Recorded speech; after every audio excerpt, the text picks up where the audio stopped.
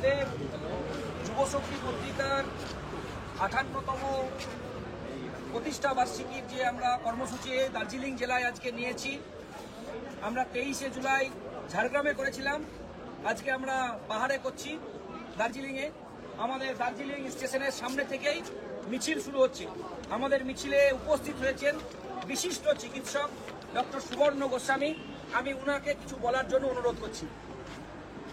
আপনারা সবাই জানেন যে সারা দেশে এবং সারা রাজ্যে যেভাবে গরিব মানুষের উপরে, সংখ্যালঘু মানুষের উপরে, সমাজের দুর্বলতম অংশের উপরে আক্রমণ নামিয়ে আনছে কেন্দ্রের শাসক এবং রাজ্যের শাসক একযোগে পরিকল্পিতভাবে, তার বিরুদ্ধে ভারতের গণতান্ত্রিক যুব ফেডারেশনের যে লড়াই তা মানুষের সমীহ আদায় করেছে, কুর্নিশ আদায় করেছে।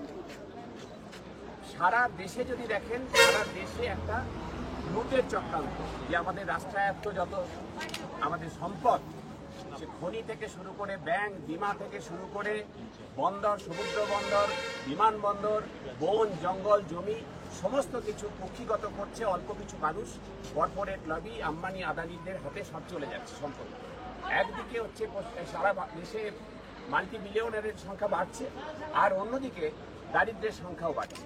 ক্ষুধা সূচকে ভারতের স্থান নামছে। বামন শিশু যারা হচ্ছে দীর্ঘদিন ধরে অপুষ্টিতে ভুগছে, তার সংখ্যা বাড়ছে। এইরকম একটা অসাম্য, বৈষম্য বাড়ছে সারা দেশ জুড়ে। এবং আমাদের রাজ্যে গত 1.5 দশক ধরে যদি দেখেন, সেখানে একটা লুটের রাজত্ব চলছে। সেখানে শাসক লুট করার জন্য কোনো কিছু বাদ দিচ্ছে না। একদিকে কয়লা, বালি, গরু থেকে শুরু করে পুরুলিয়ার পাহাড় থেকে শুরু করে ডুয়ার্সের চা বাগান, কিছুই তারা ছাড়ছে না। তার পাশাপাশি তারা বেকারের স্বপ্ন চুরি করছে, শিক্ষকের চাকরি চুরি করছে, ভবিষ্যৎ আমাদের যে আগামী প্রজন্ম তাদের ভবিষ্যৎ চুরি করছে, নারীদের সম্ভ্রম দূর করছে। এবং একটা চরম পিতৃতান্ত্রিক একটা দৃষ্টিভঙ্গি নিয়ে সরকার চলছে। আপনারা জানেন যে মহিলাদের উপরে এবং হচ্ছে প্রান্তিক যৌনলিঙ্গতার যে মানুষ, তাদের উপরে যে অত্যাচার গত 1.5 দশকে পশ্চিমবাংলায় কিভাবে বেড়েছে। আপনারা দেখেছেন পার্ক স্ট্রিট যে 2012 সালের 5ই ফেব্রুয়ারি পার্ক স্ট্রিটের যে ধর্ষণের ঘটনা ঘটেছিল সুজেট জর্ডন, তখন থেকেই হচ্ছে যে শাসক বুঝিয়ে দিয়েছে যে তারা হচ্ছে যে পিতৃতন্ত্রের পক্ষে, অর্থাৎ নারী বিদ্বেষী একটা মনোভাব তারা প্রথম থেকে দেখিয়েছে। ধর্ষণের ঘটনাকে কখনো সাজানো ঘটনা বলা হয়েছে, কখনো বলা হয়েছে ছোট ঘটনা, কখনো বলা হয়েছে লাভ অ্যাফেয়ার্স ছিল, কখনো বলা হয়েছে মেয়েটির চরিত্র খারাপ ছিল, মেয়েটি প্রেগন্যান্ট ছিল। নানান ধরনের হচ্ছে যে ভিকটিম শেমিং, ভিকটিম ব্লেমিং, এটা আমরা দেখেছি।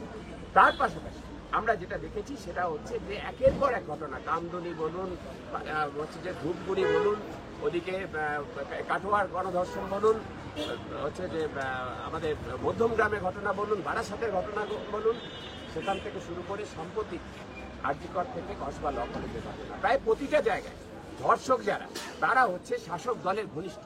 এবং শাসক দল শুধু নয়, আমাদের রাজ্য প্রশাসন, তারা আইনের শাসন ভুলে গিয়ে ধর্ষকদের, খুনিদের পাশে দাঁড়াচ্ছে, তাদেরকে আড়াল করছে, তথ্য প্রমাণ লোপাট করতে সাহায্য করছে। যে প্রশাসনের উপরে ভরসা রাখার কথা মানুষের, যে তারা অপরাধীদেরকে ধরবে, তারাই অপরাধীদেরকে শেল্টার দিচ্ছে, আড়াল করছে। ফলে হচ্ছে যে এই মানুষ প্রথম দিকে দেওয়ালে পিঠ থেকে গেছিল, মানুষ কিছুটা কুঁকড়ে ছিল, কিন্তু তাও মানুষের প্রতিবাদ থেমে থাকেনি। কামদুনির সময় দেখেছেন কবি শঙ্খ ঘোষের ডাকে হাজার হাজার মানুষ সারা হচ্ছে যে কলকাতা মহানগরী এবং হচ্ছে যে রাজ্যের বিভিন্ন জায়গাতে তারা আন্দোলন করেছিলেন, কিন্তু সেখানে শাসক দলের কি ভূমিকা ছিল দেখেছেন। আজকে কামদুনি শাসকরা ছাড়া পেয়ে গেছে। আরজিকরের ক্ষেত্রে কিন্তু যে যখন ঘটনা ঘটলো যে একজন কর্তব্যরত মহিলা চিকিৎসক আরজিকর মেডিকেল কলেজে হচ্ছে সে খুন হলো, ধর্ষিতা হলো, তখন আর মানুষের ধৈর্যের বাঁধ থাকলো। সারা রাজ্য, রাজ্যের সীমানা ছাড়িয়ে সারা দেশ এবং দেশের গণ্ডি ছাড়িয়ে বিশ্বের বিভিন্ন দেশে, বিভিন্ন শহরে টানা গত 1 বছর ধরে হচ্ছে গণ আন্দোলন চলছে। এবং মানুষ বলছে যে আমরা আর শাসকের চোখ রাঙানিকে ভয় পাবো না। এই যে ভয় না পেয়ে তারা বেরিয়ে এসছে, তাই শাসকের দাঁত নখ আরও বেরিয়েছে। তারা নানানভাবে প্রতিবাদীদের হেনস্থা করছে, কখনো চিকিৎসকদের লালবাজারে ডেকে পাঠাচ্ছে, সরকারি চিকিৎসক হলে তাকে বদলি করছে, অন্য কিছু হচ্ছে সহনাগরিক হলে তাকে থানায় ডেকে করকানোর চেষ্টা করছে। আমরা কোনো কর্মসূচি নিলে সেখানে 163 ধারা, পূর্বতন 144 ধারা সেটা জারি করে বন্ধ করার চেষ্টা করছে। নানান রকমভাবে তারা চেষ্টা করছে প্রতিবাদ আন্দোলনকে দমিয়ে রাখা। কিন্তু আরজিকরের যে ঘটনা আপনারা জানেন, 9ই আগস্ট 2024 সালে যে ঘটনা, যখন হচ্ছে যে সারা বিশ্ব জানতে পারলো যে এইরকম একটা ন্যাক্কারজনক ঘটনা ঘটেছে, তাতে কিন্তু প্রথম যারা ঝাঁপিয়ে পেতে পড়েছিল তাদের মধ্যে ছিল এই ভারতের গণতান্ত্রিক যুব ফেডারেশনের কর্মীরা, নেতৃত্ব। তারা গাড়িটাকে আটকানোর চেষ্টা করেছিল, কারণ তাদের অভিজ্ঞতায় আছে। এর আগে আনিসের জন্য যখন ইনসাফ চেয়ে তারা আন্দোলন করেছিল, তখন কি হয়েছিল? তখন হচ্ছে যে আনিসের পরিবার যেহেতু ধর্মে মুসলমান, তার দেহটাকে কবর দেওয়া হয়েছিল, তাই কোর্টের নির্দেশে দ্বিতীয়বার কবর খুঁড়ে তার দেহ বের করে এনে যখন তদন্ত করা হলো, ময়নাতদন্ত করানো হলো, দেখা গেল প্রথমবার ময়নাতদন্তটা ভুয়া ময়নাতদন্ত। কিন্তু এক্ষেত্রে শাসক আর সেই রিস্ক নেয়নি আর্জি করার ক্ষেত্রে। যখন হচ্ছে যে এরা সবাই আটকে ছিল ওই গাড়িটাকে, ধ্রুব ছিল, মীনাক্ষী ছিল, করতান ছিল, আরো অনেকে আমাদের ছাত্র ফেডারেশনের কর্মীরা ছিল, চিকিৎসক আমরা ছিলাম, যে হচ্ছে যে দেহটাকে সংরক্ষণ করবো, পরে দরকার হলে দ্বিতীয়বার ময়নাতদন্ত করবো। শাসক সেই রিস্ক নেয়নি, লাঠি চার্জ করে সরিয়ে দিয়ে যে পানিহাটিতে শাসক দলের হাতে সমর্পণ করেছিল মৃতদেহ, এবং সেখানে মৃতদেহ দাহ করবার আগে অন্য মৃতদেহদেরকে টপকে এই মৃতদেহটাকে ঘড়ি ঘড়ি প্রমাণ লোপাট করার জন্য দাহ করার আগে একজন উচ্চপদস্থ পুলিশ কর্মচারী মেয়েটির মায়ের হাতে টাকার বান্ডিল খুঁজে দিতে চেয়েছিল। আমরা প্রশ্ন করেছিলাম যে কার হাতের তলা থেকে ওই বান্ডিল এসেছে, এই প্রশ্নের উত্তর আজও পাইনি। তারপরে 14ই আগস্ট সারা পৃথিবীতে ইতিহাস তৈরি করেছে পশ্চিমবাংলার মহিলারা, যখন রাত্রিবেলায় সেদিন 2 কোটি মহিলা রাত জাগছে। তারা বলছেন এই রাত আমাদের, শুধু পুরুষের নয়, শুধু শাসকের নয়, এই রাত আমাদেরও, খেটে খাওয়া মানুষের, খেটে খাওয়া মহিলাদের, শ্রমজীবী মহিলাদের।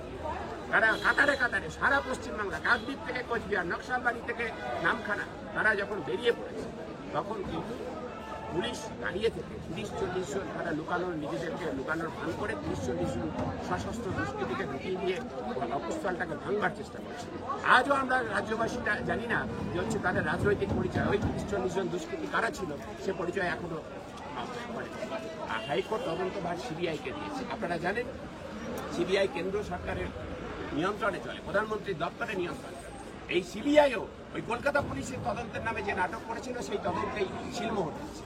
সেই জন্য আগামী 1 আগস্ট, এর অতীতেও বেশ এই গত 1 বছরে 5-6 বার সিজিও কমপ্লেক্স অভিযান হয়েছে। আবার হচ্ছে অভয় মঞ্চ বলে যে নাগরিক মঞ্চ গড়ে উঠেছে, বিভিন্ন নাগরিক মঞ্চের সমাহার, তারা আগামীকাল তারা হচ্ছে যে বিকেলবেলায় সিজিও কমপ্লেক্স অভিযানের ডাক দিয়েছে। সিবিআই অফিসারদের দিয়ে বলা হবে যে তোমরা গত 1.5 দশকে রাজ্যের কোনো দুর্নীতি তদন্ত বা হচ্ছে যে এই হত্যা তদন্ত হোক, ধর্ষণের তদন্ত হোক, কোনোটাতেই কোনো কিনারা করতে পারোনি, মূল দোষীদের তোমরা হচ্ছে যে গ্রেফতার করতে পারোনি, শাস্তি দিতে পারোনি, বরং আড়াল করেছো।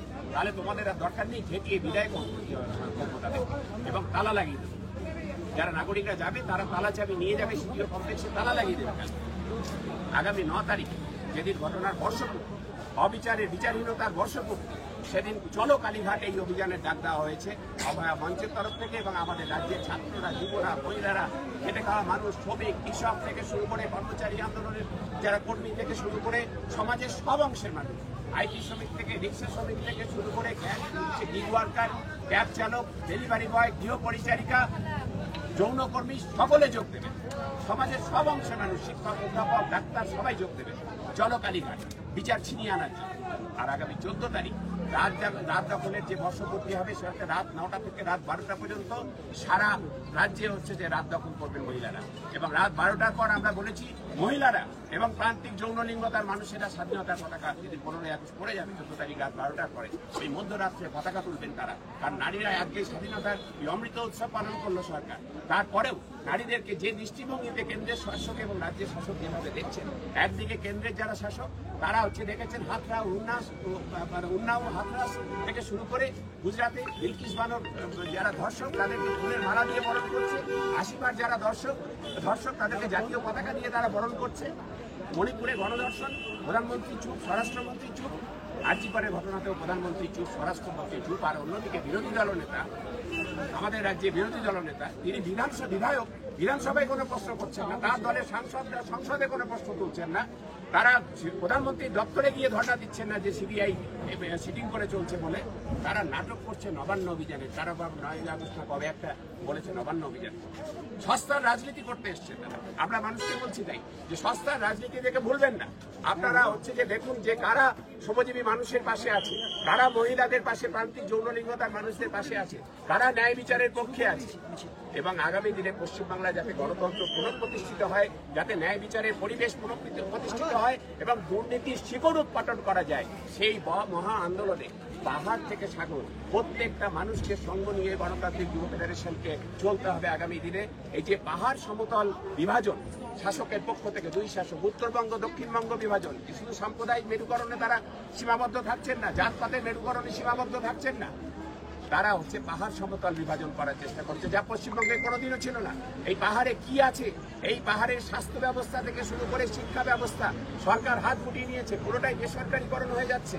হাসপাতাল আছে, এখানে হাসপাতাল আছে, ডাক্তার নেই, যন্ত্র আছে, ডাক্তার আছে তো যন্ত্র নেই, হাসপাতাল ক্যাম্পাস পড়ে আছে দীর্ঘদিন ধরে বন্ধ, তালা বন্ধ, এইরকম একটা স্বাস্থ্যকেন্দ্রগুলোর অবস্থা খারাপ।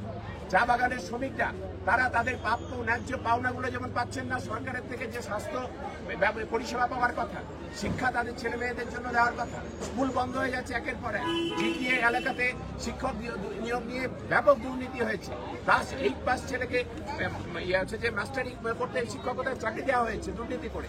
ফলে এই যে পাহাড়ের মানুষকেও হচ্ছে যে পাহাড়ের মানুষ সমতলের মানুষ একই রকম ভাবে অত্যাচারিত, সামাজিক নিপীড়নের শিকার, অর্থনৈতিক বৈষম্যের শিকার, সেইটাকে নিয়ে ভারতের গণতান্ত্রিক যুব ফেডারেশন আগামী দিনে যে আন্দোলন গড়ে তুলতে চলেছে সারা পাহাড় জুড়ে সমতলের সঙ্গে, তাকে হচ্ছে সাধুবাদ জানাই।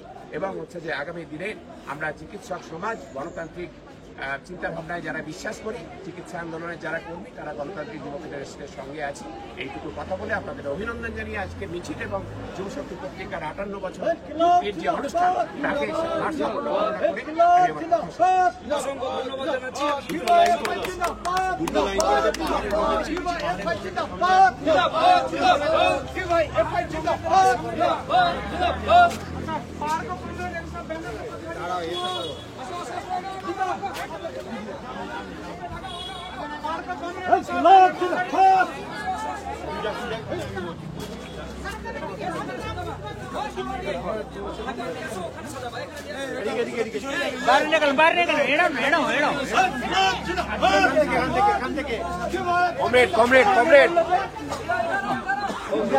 কমরেড